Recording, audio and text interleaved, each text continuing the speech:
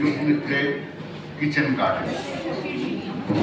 কণ্ঠ অভিনয় সোমা সাহা এবং সঙ্গে আমি আছি গৌতম সেন। শুরু করছি আজকের শ্রুতি নাটক কিচেন গার্ডেন। এই যে দাদা এখানে বসে বসে পা নাচাচ্ছেন দেখছি। মাছ আর কোথায়? হ্যাঁ, মাচান বলিনি রে বাবা, বললাম পা নাচাচ্ছেন। উঠছে উঠছে? উচ্ছের কথা কে বলবে? হত্ত কালা কথা কার পুরো কর্ণপট মোটে কাজ করছে না, টোটালি নন ফাংশনিং। কেন যে মুক্তে এলাম এখানে কে জানি।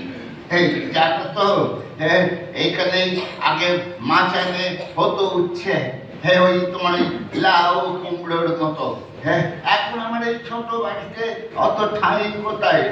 লতিয়ে বাড়ছে, ফল ফলাচ্ছে। এই তো দেখছি একেবারে বদ্ধ কালা। জানো, ওই লোকে ভাবে ওই সবজির বাগান করা নাকি খুবই সোজা। জানে না তো কিচেন গার্ডেনের পেছনে খাটুনি কতটা। রোজ জল দাও রে, মাটি মাঝে মাটি কুড়ে সে করে হাওয়া লাগাও রে, সার দাও রে। সে তো ঠিকই, সত্যি দাদা। হ্যাঁ বলছিলাম দাদা, আচ্ছা দাদা আপনার সেই কৃষ্ণ ভক্ত কুকুরটাকে দেখছি না তো, সে তো আপনার সঙ্গই ছাড়ে না। কুকুর? আরে কুকুর কুকুর।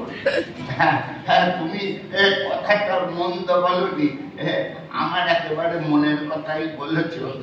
ভাবছি ওই বাগানের পেছন দিকটা একটা পুকুর কাটাবো, কাজগুলো তো যেমন জল দেওয়া যাবে, আবার ওই মাছ চাষও হবে। আরে ধুর, কিন্তু দেখছি কোনো কথাই কানে নেয় না। আমি আপনার নিত্য সঙ্গী সারমেয় পুঙ্গবের কথা বলছি।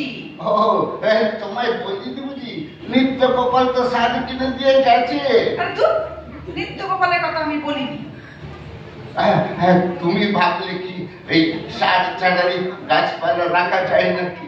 শোনো হে, এই সংসার যেমন এই রসে বসে থাকা শোভন, এই তেমনি এই বাগান করাতেও ওই সারে গোবরে একেবারে চেল্লা দেওয়া।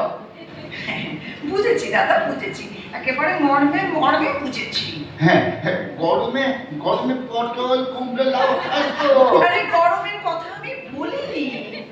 হ্যাঁ, এসো না চলো ওই বাগানটা একবার ঘুরে দেখে আসি। না, আমার খুব তাড়া আছে, আর তাছাড়া এত সীমিত সময়ে এত বাজে কথা। ও মা, সীমিত হয়? সিমের কথা আমি বলিনি বাবা। এই দেখো, এই বেগুন হয়েছে কেমন সুন্দর, এই ফলন কম কিন্তু সাইজে বড়।